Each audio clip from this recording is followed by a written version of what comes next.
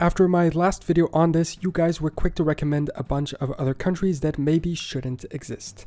It's important to, again, start by giving a quick disclaimer. I'm not actually saying these countries shouldn't exist. I'm simply listing countries that often people don't understand the existence of for various reasons. Maybe they're too small, maybe they exist within another country, maybe they don't have their own language or a strong national identity, or maybe they're just completely dysfunctional. But then again, which country doesn't have its own list of problems? My point here is precisely the opposite of agreeing that they shouldn't exist because of these issues. It is rather to explain and somewhat justify their reason for existing. So let's take a look at some of these countries that, to the unaware observer, make no sense in existing, starting with the ones on the thumbnail.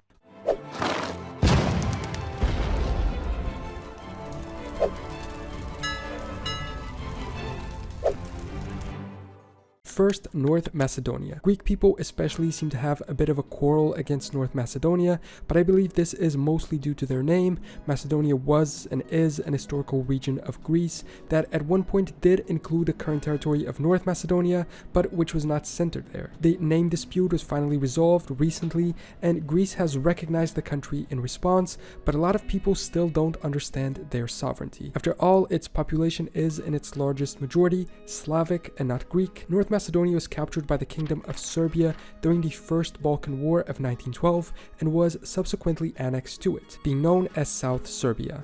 After the First World War, the Kingdom of Serbia joined the newly formed Kingdom of Serbs, Croats, and Slovenes, which would then evolve into Yugoslavia, and North Macedonia went along with it. There was a process of Serbianization where all Greek, Romanian, and Bulgarian schools and priests were expelled, and this shows us how there was in fact a different culture if the Serbs felt the need to do this. In 1925, the British vice consul at Skopje wrote that the majority of the inhabitants of southern Serbia are Orthodox Christian Macedonians, ethnologically more akin to the Bulgarians than to the Serbs. He also pointed to the existence of the tendency to seek an independent Macedonia with Salonika as its capital. It remained a part of Yugoslavia until its dissolution. In the 1990s, it became independent after a referendum where 95% of the people voted yes. It's definitely not Greek, despite using a Greek name and symbol in its flag, but it's definitely not Serbian either, despite its historical union with them. They are their own type of Slavic people, close to the Bulgarians, who simply ended up living here and choose to be independent, as is their right. Then Switzerland. Switzerland is a mixture of languages. German is predominant throughout, but the area closer to the French border speaks mostly French, as is the case with Italy. Plus, a few cantons speak a minority of the local language of Romansh. Throughout history, many have been the cases in which a proposed split would have taken place between these three countries, based on language. But the reality is, Switzerland's existence makes a lot of sense. I'm not even going to get into the benefit that there is in having a permanently neutral country in a continent that has been torn apart by war for centuries, but we just have to look at the history of its creation. Switzerland was formed in 1291, that's a long time ago, by an alliance of cantons against the Habsburg dynasty. Confederatio Helvetica, or Swiss Confederation, from which derives the abbreviation CH for Switzerland, was formed that year. Although only in 1847, when a new constitution was adopted, was the present nation formed, but still, it was just a change and they did exist that far back. Switzerland also has the oldest policy of military neutrality in the world. It hasn't participated in a foreign war since its neutrality was established by the Treaty of Paris in 1815, which marked the end of the Napoleonic period. Because of this and their step aside from wars, their concept of national identity differs from almost all other countries in the world, but it still exists and has been in the making for over 800 years, which I think justifies their existence. Now, before we keep going with the video, a quick message from our sponsor, Henson Shaving. Henson Shaving is a fantastic razor manufacturer, and their motto is buy once, use for life.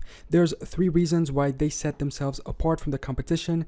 Precision. Most razors don't support the blades enough, which allows the blade to flex or vibrate more along your skin, and that's a top cause of irritation and razor burn. Henson Shaving takes particular care in building the structure of their product to make sure that this doesn't happen. Sustainability, both the Henson AL13 and its packaging are completely plastic free, plus they are made to last a lifetime, none of that programmed breaking so you buy another one in 2 years, and cost of ownership. If you buy cartridge razors over 2 years, you're going to spend around $265 US, probably more with inflation.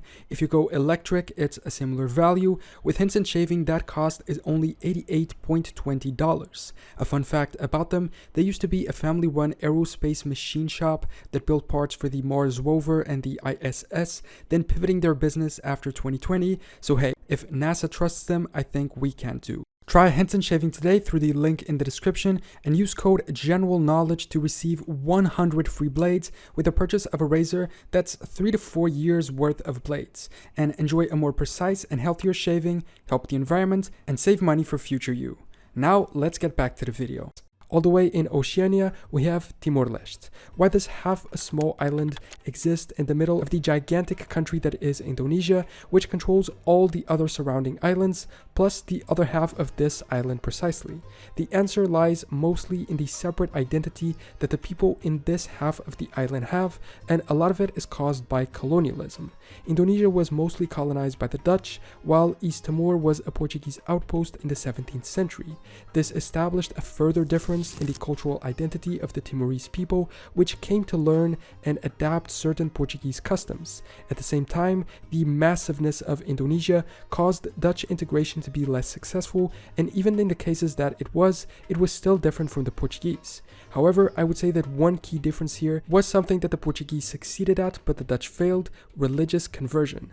The Portuguese were incredibly successful in converting Timor. Today the country is 99% Roman Catholic, perhaps due to being Protestant and less dedicated to the conversion of colonies. The Dutch didn't succeed at this. With only 7% being Protestant today and 3% Catholic, Indonesia remains a largely Muslim country. To be fair, it's much easier to convert half a small island than it is to do so in a gigantic archipelago of millions of people. Upon independence, Indonesia actually invaded and occupied Timor between 1975 and 1999, and oddly enough, the Portuguese were instrumental in campaigning for Timor's independence and fought alongside with Australia diplomatically to make it happen.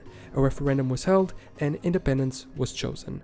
Back in Europe and back in the Balkans, Kosovo. This was one I was warned about mentioning, but hear me out. Serbia claims Kosovo as their own, not accepting their independence. At the same time, many people from other countries claim it should just join Albania, as its population is ethnically the same, so for one reason or another, why is it its own country? Being ethnically Albanian since very early on in history, it became mostly Muslim due to Ottoman occupation for hundreds of years, which constitutes a further difference from Orthodox Serbia. Kosovo's modern history can be traced to the Ottoman Sanjak of Prizren, of which parts were organized into the Kosovo Vilayet in 1877. Following the Balkan Wars in the early 20th century, Kosovo and the surrounding Balkans broke free of Ottoman rule. In 1913, their territory was split, mostly being attributed to Serbia, but some to Montenegro. Just like with North Macedonia, a period of Serbianization followed, and many Albanians left the region. As Yugoslavia was created, their status worsened. Kosovar Albanians' right to receive an education in their own language was denied, alongside with other non-Slavic or unrecognized Slavic nations of Yugoslavia, because the kingdom only recognized the Croats, the Serbs, and the Slovenes as constituent nations, and Albanians and other Muslims, such as the Bosniaks, were forced to emigrate. After the Axis invasion of Yugoslavia in 1941, most of Kosovo was assigned to Italian-controlled Albania, which, on the contrary, briefly reinforced the differences. After the war, though, Yugoslav rule was restored and tensions grew more and more, to the point of war breaking out. With the dissolution of Yugoslavia, Kosovo was eventually able to establish its own independence from Serbia in 2008 against Serbia's will. So now we've understood how they are different from Serbs and how/why they achieved independence, but then why not join Albania? The answer seems to be quite simple: to not cause further issues. Right now, the memory of the devastating war that led to independence is still pretty recent, and nobody wants to further upset anyone by doing something that could cause a return of the conflict, and annexation by Albania would certainly fall under that category. and one of its old Yugoslav partners, Bosnia and Herzegovina. Bosnia and Herzegovina is a country that is effectively split into very autonomous areas with 3 nationalities amongst them: the Federation of Bosnia and Herzegovina and Republika Srpska. Bosnia and Herzegovina is populated by Bosnians and Croats, who are mostly Muslim and Catholic respectively. Republika Srpska, in turn, is populated by Serbs, who are mostly Christian Orthodox. From this moment, you can see why it's chaotic. So why not just split up? Well, the answer is pretty similar to that of Kosovo not joining Albania to avoid further conflict. The Bosnian War that led to the current status quo of the country, which allows for great autonomy of the Serbian regions, was one of the worst wars Europe has seen, with Bosniaks, Croats and Srpska Serbs first fighting amongst each other, and then the first 2 joining up against the latter, who also had the aid of Serbia proper. The Dayton Accords, mediated by the European Union and the United States, brought peace and a much needed ceasefire. It's not perfect, but since it seems neither side wants to agree with what the other wants, it's the simplest solution for now. Republika Srpska keeps threatening to break away.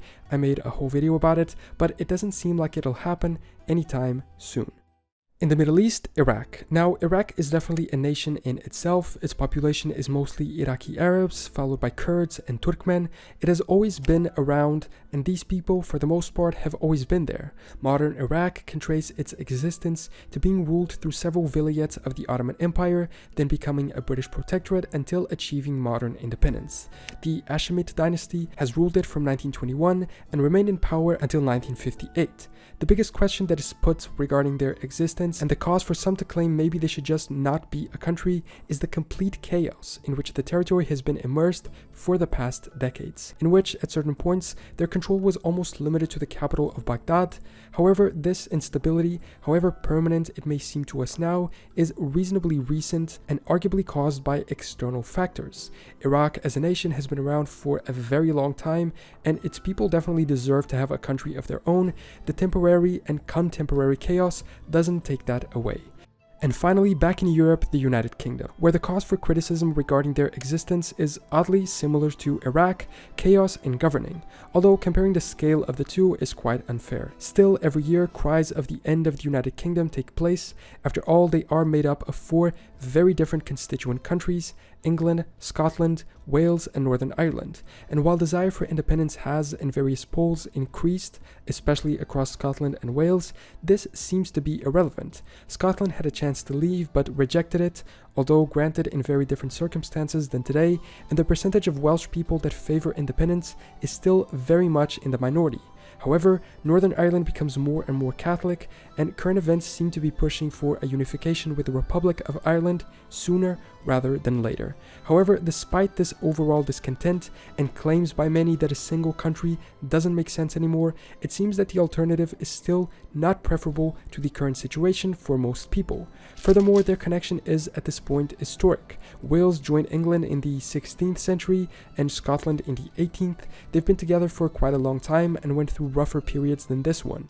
If it should exist is one question, I guess open for debate depending on what you think of it. Whether it will continue to exist is another, and I think one that we can answer positively, at least in part, for now. So, those are some of the countries that maybe shouldn't exist, but that when we take time to learn about and understand, definitely make sense in existing. What do you think? Do you agree these countries should or shouldn't exist? And which other countries in the world would you include in these categories? Let me know in the comments. Thanks so much for watching this video. Subscribe if you want, and I will see you next time for more general knowledge.